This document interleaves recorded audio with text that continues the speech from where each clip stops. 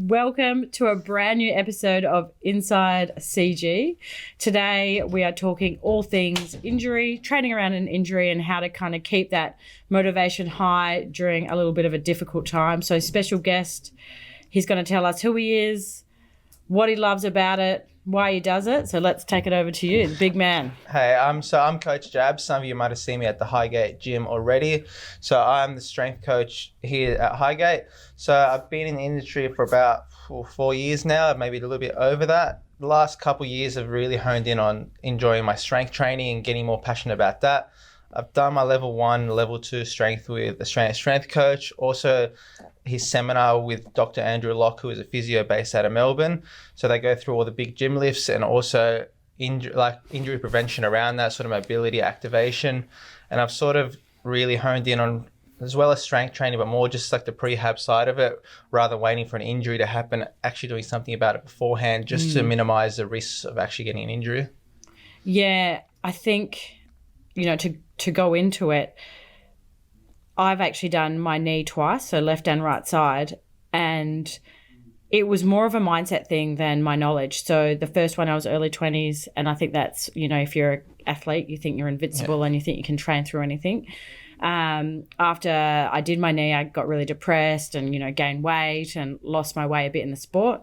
And then when I re-injured, did the injury again, I was 30, so I came in and I really worked with my coach. I had to trust the coach and listen to my physio, and we worked on a plan how I could have surgery on Friday, and I was literally back into the gym on Monday. So if there's anything that we can do to kind of build the mindset around an injury and how to handle it, it's like this podcast is a winner. Yeah. So if you injure yourself, what's your first step? Yeah, so it just depends on the severity of the injury, really. Yeah. It feels like obviously if you just felt like you tweak something small or whatnot, I get people to come into the gym and we sort of just do a bit of movements, body weight stuff, obviously nothing that's going to injure you or any sort of heavy weights or anything like that. Yeah. Again, depending on where it is, do a few movements that's going to be around that sort of area just to see what's hurting, if it's going to make it any worse. Obviously body weight exercises isn't and shouldn't make it worse because you're moving every day anyway. If that feels like it's not making any sort of progress at all, I'd recommend going to see a physio just so we're not sort of guessing around it.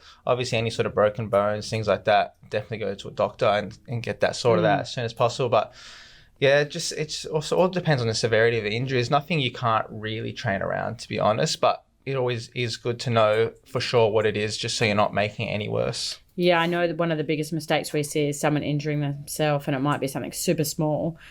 And the worst mistake they do is just stop, and they don't come in. They don't let their coach know. Why do you think people do this? I reckon they're just more so scared, to be honest, because a lot of back in the days, I guess a lot of, even with physios and things like that, common one I used to see a lot was they just say stop training, just give it time to heal itself. But honestly, the best sort of medicine and rehab you can do for an injury is actually getting it moving. Yeah. The only way you're going to get something stronger and better is actually using it. There's no point avoiding that certain area altogether. Yeah. Is there a reason why someone shouldn't return to the gym post-injury? Not necessarily. It depends really. If you broken a bone or whatnot, obviously wait till you get that fixed. So if you need to have surgery or whatnot, but again, you don't need to stop going to the gym. You could, if it's like a leg or example, you could just train your upper body for a little bit in the meantime. But honestly, there's no real massive reason you shouldn't be coming to the gym, depending on what obviously you're doing in the gym and sort of what sort of training you're doing as well. Yeah, something that I really don't like is that all or nothing approach. If you can't do everything in the gym, why bother coming? So instead of thinking like that, it's let's move the mindset towards what can you do? Yeah. Let's stay at 60, 70% with that injury. Maybe work on some of the other weaknesses you've got, working with your coach, because I know you guys are happy to work around it. Exactly. And then you keep those habits okay, I'm going to keep training in my normal days, in my normal classes.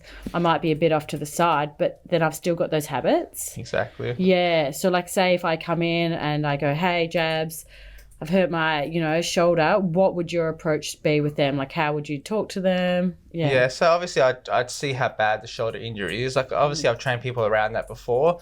Sometimes it's more so just they don't know how severe it is. So I'll go through a bit of exercise to see what they can and can't do with the shoulder, how restricted they are with it. Yeah. If it's gonna feel any worse doing sort of weights or whatever exercise they're doing in particular. If it's not too bad, then I'll sort of tailor something around. Like I like to do a lot of like single arm, single leg stuff. That way, it sort of just isolates the muscle altogether. I'll try and do what I can with that. If it's really bad and they can't really do anything around that shoulder, for example, if we're using the shoulder as an example, then I'll probably go to the lower body after that. Yep. Get them like a bit of a program based around that for a little while, and just get them to go get it assessed altogether so we can actually see what the injury is, if we can do stuff to actually make it better, and work with a physio or whoever, which other medical professional we can, and actually get a plan going and getting back to as full strength as possible and as quickly as possible. Yeah, awesome. And like outside of like the physical benefits of continuing to train while you're rehabbing, it's like, what else are the benefits outside of that? Like, why should they keep training? So a couple of things. One, you sort of have that community feel to it. Still training with, especially if you're doing the group classes, still around people you like training with. And the biggest one of all is mentally. So just staying active makes such a big difference. You'll even notice it if you miss a week or two of the gym, how sluggish and how off you feel for the week. You even feel more tired, even though you haven't been training or anything. But if you can keep going to the gym, just doing what you can, even if you are injured, it makes just such a big difference to your mood, just to your overall lifestyle, to be honest. It's all right, Helen. We got ya. Inside CG. Yeah, I know. Like, as a competitor, like when I'm fighting, every single camp you have that one niggle. And it's usually like the smallest niggles that annoy you the most. Like I've had bronchitis the week before a fight, had the tear in my ankle, you know, MCL tears, meniscus tears. Like I've had like literally everything. Yeah. And you can have that mindset of like, I'm going to pull out. It's not meant to be. Or you can just accept that like when you're active and pushing it, niggles are a part of it. And your opponent's probably going to have exactly the same. So working around it and working with your coach and really communicating and trusting them is so important. Outside of, you know, your normal schedule, for the people that are pushing it, what do you kind of suggest for them? Like I know that you kind of drill the boys about coming in a bit earlier and doing mobility. Yeah, so it's just all about consistency, really. Yeah. I don't know if I touched on it before, like it's about doing the boring really well. Yes. So even if you come that 5-10 minutes early, it doesn't have to be a big lot. So for someone that doesn't do it often, they'll think, oh, I can do one big session of mobility that's going to make me a lot better. But if you can do just even 5-10 minutes every single time you're going to train, or even just every single day, if you can, that's going to make more of a difference rather than just doing it one lot here, one lot there. Try and get as many sort of extra little time frames in as much as you can, as often as you can. That's going to make the biggest difference. Consistency is the word I love using. Yeah. That's the biggest thing with it, or it's just being consistent. They think that we're lying. No, it's training is like good training is boring. So it's not, you see a lot of things on Instagram, a lot of things, social media, TikTok and all that, like all these extravagant exercises. Yeah. But that stuff is just more like accessory sort of stuff and just for a bit of fun, but you sort of want to be able to do the boring really well. Yeah, like I know for myself, as I've matured, starting strength training around 23, 24, and that was at the same time as my knee. It's like I assumed that the harder I trained, as often as I could, was the answer. And that's probably when I had like most of my injuries. And I would do things like I wouldn't be able to rest in between sets, and my coach would be like, you need to sit on this special chair for 90 seconds. And then I coached and I was like, you guys don't want to rest, but it's like so needed. And then I, you know, as I've kind of gotten a bit older, it's like I really appreciate, you know, like slowing things down, putting recovery in my week, like making sure that I am doing mobility. And that's like when I'm literally my most strongest, injury-free. I love turning up to training. I'm not like super fatigued. I actually want to be there. And that's when I hit my PBs or I'm really progressing. But when I'm trying to like just like hammer and tong all the time, overtraining, I'm getting my niggles, I'm not motivated. Like, you know, like I've even like lost my hair because I've overtrained so much or been too lean. It becomes like a chore at the end of the day. Yeah, and I think like people look up to you because you are fighting. They go, I need to do what she's doing. So it's this like negative cycle of, okay, if she's overtraining, I need to overtrain, or injuries of like it becomes like trendy and it shouldn't be. And I really get annoyed by that now because I was like that person. There is a time and place to train really, really hard. Yeah, like but when you need to peak. Exactly, but most of the time you don't need to overdo it. Yeah, like I think for the older people, I hate saying that word, but like say someone that isn't in their early 20s, how important it is to recover and not train every day. Oh, it's so important, especially because they have so much they're doing in their life already.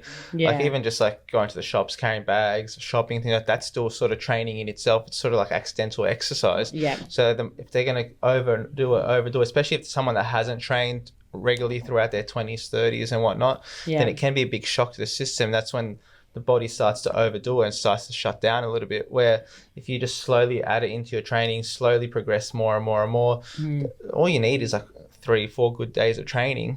Train hard and just make it a habit that you train really hard when you need to train and rest when you need to rest. There's a couple of things people go through, is like they say active recovery, like your walks, things like that, which is another so underrated, so important. There's also another saying that I like is actively recovering. So it's all right just to sit on the couch one day and just not do anything. Your body just needs sometimes just to completely relax as well. Yes. That's what people don't realize. Actively recovering, just taking time out for yourself, whether it's mentally, physically, it will make those days that you actually train that much better. Yeah, I found like we had a rule when I was competing that it was like you can do whatever you want in training. You can go as hard as you want. You can train as many times a day on these days, but say Wednesday and Sunday, you do not do anything to do with Muay Thai. You don't look at a fight. You don't talk about it because you need that check out. Yeah. And then when you come back, you love it again. Where either I start watching fights on YouTube and then I'm awake till 2 a.m. because I'm excited. You're literally training 24/7. Yeah. All right. So you've got the injury. You've been to your physio, hopefully, fingers crossed. Talk to Jabs. Sticking in the class, still training around it. Keeping that routine and the habits in your schedule. Not staying home and eating Uber Eats and getting fat.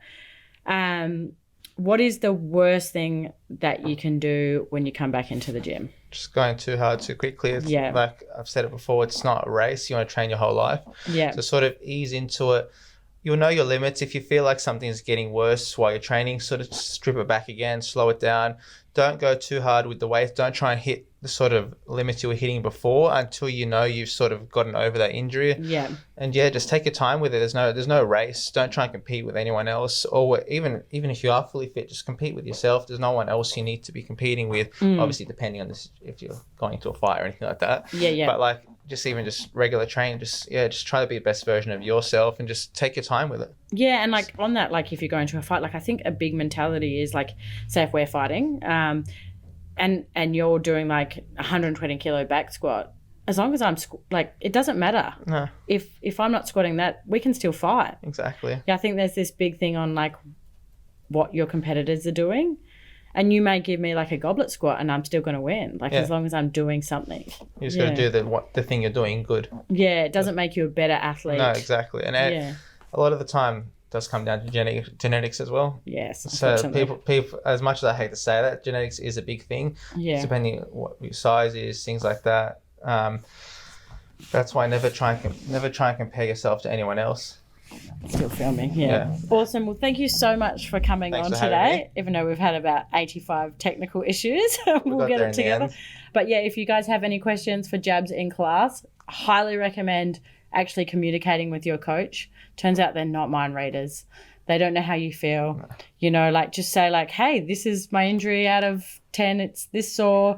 You know, what other things can I do? Because we've put our heart and soul into our studies, our upskilling, and we actually like helping people because it's a bit different. And if we can help, we get a lot of satisfaction. So a bit of a friendly plug there. Exactly. One last thing I'd touch on, we're not always going to get it right. So if we give you like something to work on and it doesn't work, just tell us and we'll work around it. It's all about trial and error with training and things like that. So it's never going to be the one solution. It's going to be something different for someone else. Yeah, awesome. Thank you so much, guys, and we'll see you soon.